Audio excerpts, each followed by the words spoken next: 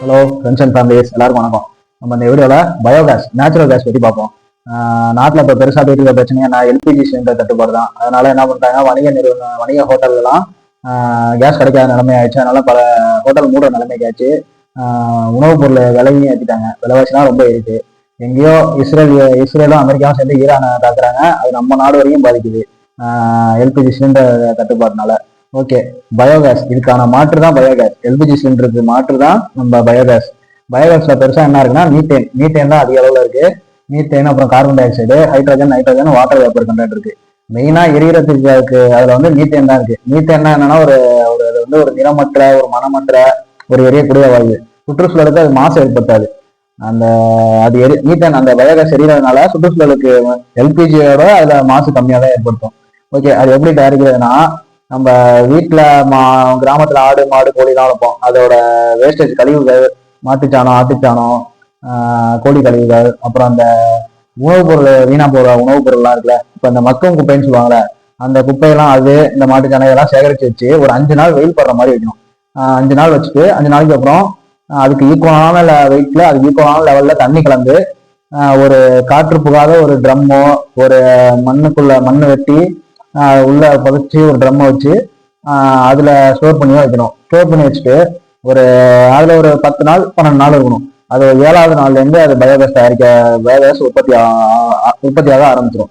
அது எப்படின்னா, இந்த காற்று போகாத இடத்துல வைக்கிறதுனால அதுல நிறைய பாக்டீரியா நுண்ணுயிரிகள்லாம் உருவாயிடும். அது இந்த பொருளெல்லாம் சிதைச்சு நொதித்தல் முறைக்கு ஏற்படுத்தி ஒரு அனோரோபிக் டைஜஷன் சொல்றாங்க. அந்த டைஜஷன் ஆகி நமக்கு கேஸ் வழியில பயோகேஸா கிடைக்கும். அதை நம்ம பைப் மூலியமா ஒரு அடுப்புக்கு எடுத்துட்டு போயிட்டு நம்ம உணவு சமைச்சிக்கலாம். என்ன நீங்க ஒரு அரை மணி நேரம் சமைக்கிறது 3/4 மணி நேரம் ஆகும்.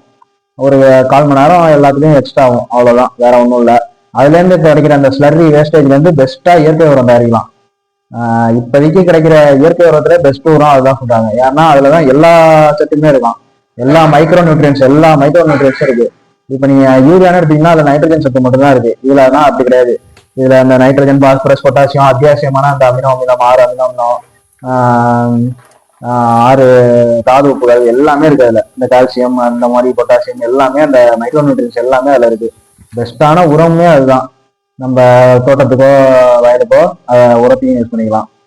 ஓகே, இதை பத்திலாம் ஒருத்தர் பேசுறாரு. இந்த தற்சார்பு பொருளாதாரம், இயற்கை வளம் சார்ந்த பொருளாதாரம், இதெல்லாம் பேசுறாரு ஒரு அரசியல் கட்சி தலைவர். இதெல்லாம் வந்து கண்டுக்கவே மாட்டீங்க. அது ஒரு மாதிரி சாத்தியமே இல்லைன்னு சொல்லிக்கிட்டு அது ஒரு காமெடி பொருளா கொண்டு போயிட்டு இருக்கீங்க. சிரிக்கிறீங்க, ஏளனப்படுத்துறீங்க, அப்படி போயிட்டு இருக்கு. அவரு தெளிவா சொல்றாரு, தீர்ற வளம், தீராத வளம், புதுப்பிக்கக்கூடிய வளம், புதுப்பிக்க இயலாத வளம், இதெல்லாம் பிரிச்சு ஒரு தீர்ற வளத்துல இருந்து நம்ம அதுல இருந்து மாற்று நம்ம யோசிக்க கூடாது. தீராத வளம் எது இருக்கோ அதை கண்டுபிடிச்சு அதுல இருந்தா நம்ம தேவையான மாற்று சக்தியை கண்டுபிடிக்கணும். அந்த அரசியல் கட்சி தலைவர்லாம் ஒரு லேடி ஒருத்தாங்க, பிஜேபியை சேர்ந்த லேடி ஒருத்தாங்க, அதெல்லாம் பார்த்து அவர் மரத்தை கட்டி பிடிச்சி ஒரு பேசிட்டு இருக்காரு. அதெல்லாம் பார்த்து சிரிக்கிறீங்க. அவங்களுக்கு தெரியுமா தெரியாதான்னா தெரியல. ஒரு சுற்றுச்சூழல் மேல அக்கறை இருக்கா, இல்ல இதுல பொருளாதாரம் இருக்கு, அதெல்லாம் அவங்களுக்கு தெரியாது. அதெல்லாம் அவங்களுக்கு தெரியுமா தெரியாதானே தெரியல. ஏதோ ஒண்ணு காமெடி பொருளா ஆக்கணும், அதை பார்த்து சிரிக்கணும். அதெல்லாம் என்ன மாதிரி அரசியல்னே தெரியல. அதெல்லாம் ஓகே, இதெல்லாம் சாத்தியம் இல்லைன்னா இல்ல, கண்டிப்பா இதெல்லாம் பண்ணலாம். இங்க ரீசெண்டா ஒரு சிவகங்கை மாவட்டத்துல காஞ்சிரண்டல்னு ஒரு ஊரு, அந்த ஊர்ல மதுசூதனன் ஒரு ஐஏஎஸ் மூலியமா அவரு இனிஷியேட் பண்ணி ஊரக வளர்ச்சித்துறையோட கம்பைன் பண்ணி ஒரு பயோகேஸ் பிளான்ட் உருவாக்குனாரு. அது வந்து எப்படின்னா 240 ஸ்ட்ரீட் லைட் இருந்துச்சு அப்பயே. நான் ஒரு 1.5 வருஷத்துக்கு முன்னாடி பார்த்தேன். அப்பயே அப்பனா பாத்துங்க, இதுக்கான பெஸ்டா பண்ணலாம். அதையும் வச்சு 240 ஸ்ட்ரீட் லைட் ஏரியா வைக்கிறதெல்லாம் சும்மா இல்லை, வெறும் இந்த வேஸ்டேஜ் வச்சுதான். அந்த ஊர்ல கிடைக்கிற மக்கும் குப்பையான கழிவுகள், வீட்டுல கிடைக்கிற உணவுப் பொருள், வேஸ்டார் உணவுப் பொருளை வச்சு ரெடி பண்ணாங்க. இதனால உங்களுக்கு வேலையும் கிடைக்கும். இதுதான் தற்சார்பு பொருளாதாரம். இப்போ நீ அந்த வேஸ்டேஜை கலெக்ட் பண்ண ஊருக்கு 2 பேரை அப்பாயின்மெண்ட் பண்ணி வேஸ்ட் உணவுப் பொருளையோ அதெல்லாம் கலெக்ட் பண்ணிட்டு வர சொல்லலாம். வந்து இங்க ஃபேக்டரியில ஒருத்தரை வேலைக்கு போட்டு அதை 5 நாள் கழிச்சு அதை கரைச்சி விட சொல்லி ட்ரம்ல ஸ்டோர் பண்ண வைக்கலாம். அதுல இருந்து வர மின்சாரத்துக்கு ஒரு இன்ஜினியரை போட்டு மின்சாரம் ரெடி பண்ணி அதை நிறைய இதுக்கு டிஸ்ட்ரிபியூட் பண்றதுக்கு அதுக்கு ஒரு இன்ஜினியரை போட்டு அதை பார்க்க சொல்லலாம். இதெல்லாம் கண்டிப்பா சாத்தியம்தான். இதை வந்து மோடியே பாராட்டியிருந்தாரு. நம்ம நாட்டு பிரதமர் மோடி அந்த சிவகங்கை பிளான்ட்டை கேள்விப்பட்டு மன் கி பாத்ல பேசியிருந்தாரு அதை பத்தி. பெஸ்டான விஷயம் அப்படின்னு. இதெல்லாம் செய்யலாம் தான். நம்ம இப்போ உள்ள இதுலயோ ஒரு ஊரக வளர்ச்சித்துறை அவங்க இனிஷியேட் பண்ணி செய்யலாம். இதனால உங்களுக்கு மாடு ஆடு வளர்க்குறத அதிகப்படுத்தலாம் ஒரு கிராமத்துக்கு. இதெல்லாம் தெரியாம தமிழ்நாட்டுல ஒரு காமெடி பண்ணிட்டு இருக்காங்க. ஒருத்தன் என்னன்னா வருஷத்துக்கு 2 சிலிண்டர் ஃப்ரீயா தராங்களாம், இன்னொருத்தன் வருஷத்துக்கு 3 சிலிண்டர் ஃப்ரீயா தராங்களாம். ஒரு கட்சியில எழுதி வச்சு பார்த்து படிச்சிருப்பாங்க போல, அன்னபூர்ணின்னு சொல்லி சூப்பர் சிக்ஸ்னு சொல்லி வருஷத்துக்கு 6 சிலிண்டர் ஃப்ரீயா தர போறாங்களாம். இதெல்லாம் எங்க தருவாங்க, எப்படி தருவாங்க, என்ன என்ன அதெல்லாம் ஒன்றும் புரியல. நீங்க தமிழ்நாட்டு பொருளாதாரத்தை உயர்த்துவாங்கன்னு பார்த்தா வச்சு நம்மள முடிச்சு விட்டுருவாங்க போல. ஓகே, இப்ப இன்னொரு பெரிய ஒரு பிரச்சனை வரப்போகுது ஃபியூச்சர்ல. மெயினா என்னன்னு பாத்தீங்கன்னா யூரியா பிரச்சனை. நம்ம இப்ப யூரியா பாத்தீங்கன்னா சைனா அமெரிக்கால இருந்து வாங்கிட்டு இருக்கோம். சைனா கூட இப்ப கொஞ்சம் நாளைக்கு முன்னாடி என்ன சொல்லிட்டாங்கன்னா, மற்ற எந்த நாட்டுக்குமே உரம் ஏற்றுமதி கிடையாது, அதை நான் நிப்பாட்ட போறோம் அப்படின்ட்டாங்க. உடனே இந்தியாவில பெரிய தட்டுப்பாடு ஏற்பட போகுது, விலை ஏற போகுது அது இதுன்னு சொல்லிட்டு இருந்தாங்க.